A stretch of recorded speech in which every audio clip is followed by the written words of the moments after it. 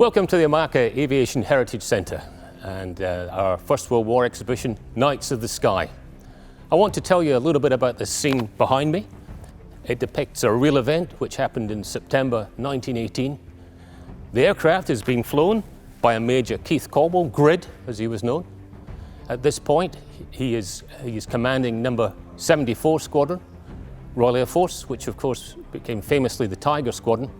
And Grid is in fact a New Zealander. What's happened? Well, what's happened?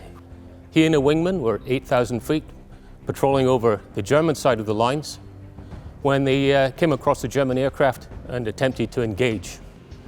Unfortunately, both the Allied aircraft managed to collide with each other, and you can see what's happened here. He's pretty well taken out his left aileron, at which point the aircraft, out of control, goes into a dive and eventually a flat spin. Now Keith's got very few options at this point. He has no parachute, and in what looks like an attempt to go over the side, he stands out on the wing, as you can see, holds onto the strut, and with his right hand controlling the aircraft inside, he gets the aircraft back under some sort of control. In fact, he managed to flatten out, get it over the Allied lines, and just before the aircraft impacts, he jumps off the back, incredibly does a couple of somersaults, stands up and walks smartly to the nearest Allied trench to find a telephone. Not only does he survive, he's up flying on dawn patrol again the following morning.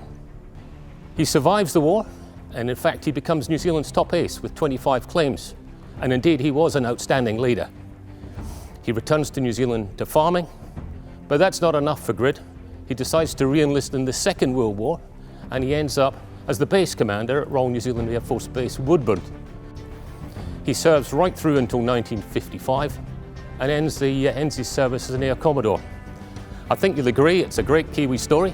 Why don't you come and see this and some of the other fantastic exhibits we've got here at Omaka.